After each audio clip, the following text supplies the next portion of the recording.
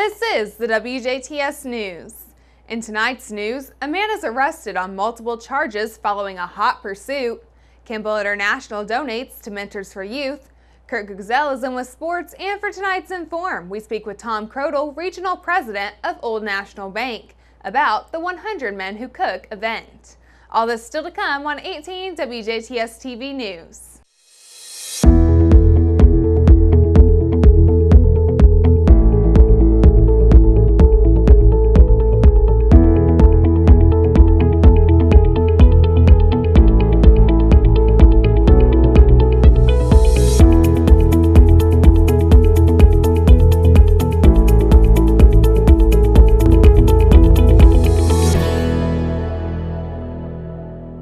Good evening, I'm Jurnee Davis with WJTS News.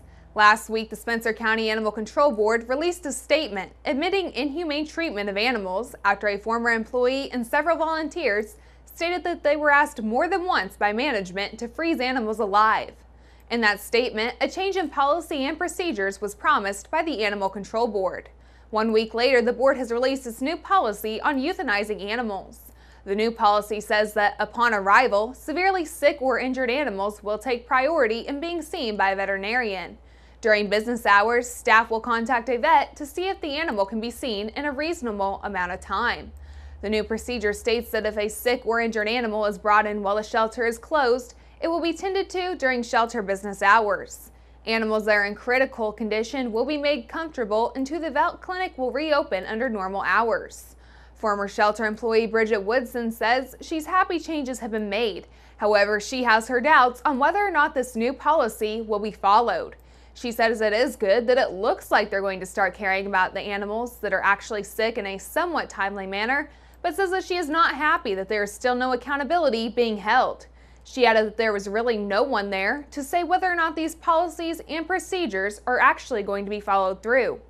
Woodson says the board and the shelter violated the former policy, stating that animals would only be chemically euthanized by a board member or licensed veterinarian and would not be placed in a freezer until death was confirmed. Woodson says shelter director Christina Payne asked her on 2 occasions to freeze a kitten alive. Spencer County Sheriff's Office confirmed reports of animals being frozen alive on at least 2 occasions before turning this investigation over to the Indiana State Police. Woodson is calling for stricter animal abuse laws in the state and for the resignation of Animal Control Board President Joy Zook and Payne. The Spencer County Animal Board also changed their age of acceptance for cats and made revisions to their holding policy for strays in additions to the policy handbook. A high-speed pursuit late Tuesday night between a motorcyclist and police ended on a variety of charges. Shortly before midnight, an officer with the Jasper Police Department observed a black Honda motorcycle traveling north on US 231 south of County Road 100 south at a speed of 108 miles per hour in a 55 mile per hour zone. The officer attempted to conduct a traffic stop, however the operator, later identified as 33-year-old Adam Pfau of Jasper, failed to stop. Police say Pfau's motorcycle then turned onto Highway 162, passing Lubeway, turned around at the railroad tracks, and began to travel back west on the roadway. Police stated that Pfau then proceeded at a high rate of speed, turning south at the intersection of US 231 and Highway 162, nearly being struck by a vehicle. Authorities say that the motorcycle reached speeds of 127 miles per hour, traveling south on US 231 before coming to a stop at US 231 and 250 south. The officer was then able to place Pfau into custody. He admitted to consuming alcohol, however received the certified chemical tests. Pfau was taken to and booked into the Du Bois County Security Center on level 6 felony counts of resisting law enforcement, criminal recklessness, operating a vehicle HTV, and operating while intoxicated, as well as misdemeanor counts of operating while intoxicated and reckless driving. Jasper police were assisted by the Du Bois County Sheriff's Department and the Huntingburg Police Department. County-by-county unemployment numbers for the month of July have been released, and after a dip of 0.1% in June, Du Bois County is now in a 3-way tie for the state's lowest unemployment mark. The Indiana Department of Workforce Development says Du Bois fell from an unemployment rate of 2.7 to 2.6%. They share the top spot with both Bartholomew and Elkhart counties. Statewide, Indiana's unemployment rate edged higher in July from June with a rate of 3.4%, up from 3.3% in June. The state's rate remained below the national rate of 3.9%.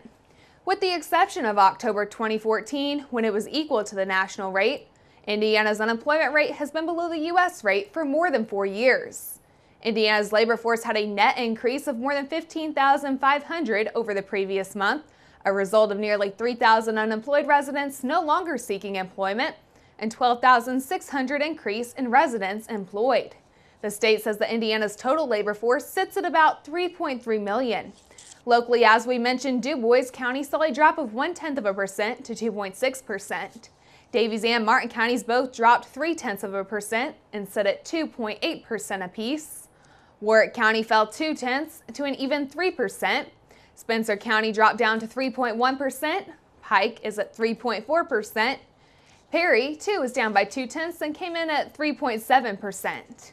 Orange County dropped down to 3.8%, and Crawford County's July unemployment rate stayed even from June at 4.2%. Vermilion County north of Terre Haute once again had the highest unemployment rate last month at 5.8%. Indiana's 3.4% July rate was lower than all neighboring states. Jasper-based Kimball International Incorporated recently provided a donation of 150 tickets to the company's annual employee picnic at the Holiday World Amusement Park in Santa Claus for Mentors for Youth. Vice President and Chief Administrative Officer for Kimball International, Lonnie Nicholson, stated that in the spirit of our social responsibility and citizenship guiding principle, Kimball International is pleased to again make this donation to Mentors for Youth. Nicholson noted that these tickets will allow 75 mentors to join their youth mentees for a day of fun at the local theme park. Ellen Korn, Executive Director, Mentors for Youth, added that many youth in their program would not get the opportunity to enjoy Holiday World if not for the generous donation from Kimball International. The value of the donation is approximately $6,000. The Indiana Department of Transportation says lane closures are planned for Interstate 64 in Perry County following the upcoming Labor Day holiday. Beginning on or around Tuesday, September 4th, contractors will restrict the passing lanes of the I-64 bridge between exits 72 and 79 over the Middle Fork Anderson River. NDOT says during this project, workers will resurface the bridge and that a barrier wall will be placed and lanes will be brought down to a width of 11 feet. Wide loads over that should find an alternate route using the nearest numbered state roads. Work will last until the end of October, depending on weather conditions. During that operation, restrictions will be in place around the clock. NDOT urges drivers to slow down and stay alert near crews.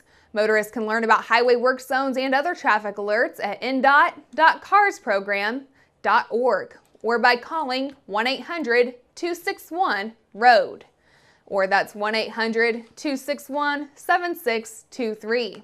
Or you can dial 511 from a mobile phone. You can also follow NDOT Southwest on Twitter and find them on Facebook at facebook.com/NDOT Vincennes District. Jasper's Backyard, in collaboration with Jasper High School, is hosting a free movie under the stars at dusk, Saturday, August 25th, behind the Jasper High School tennis court in the softball fields. The whole family may attend this PG movie. Activities start at 7 p.m. with the Kona Ice Truck, face painting, and crazy hair, along with a music showcase. Participants are encouraged to bring in chairs and blankets. This event will benefit the community too. Guests are asked to bring in to donate granola grain bars, beef jerky, individually packaged dry fruit, crackers, peanut butter and jelly, individual boxes of macaroni and cheese, and personal hygiene items. For more details, you can go to jasperbackyard.org. Indiana is in the middle of the pack when it comes to the states with the worst drivers. The website Smart Asset recently released its ranking of the states with the worst drivers, and Indiana is tied for the 27th in the country. Smart Asset says this rank based states on the number of DUI arrests, percentage of drivers who are insured, and how many people in the state Googled traffic ticket or speeding ticket. The Indianapolis Archbishop has addressed the controversy over the Catholic high school guidance counselor suspended after her same-sex marriage became known, saying she's a minister of the church called to share in its mission.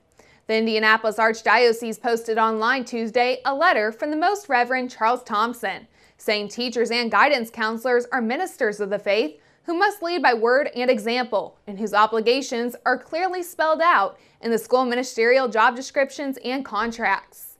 Indianapolis Roncalli High School counselor Shelley Fitzgerald has been placed on administrative leave.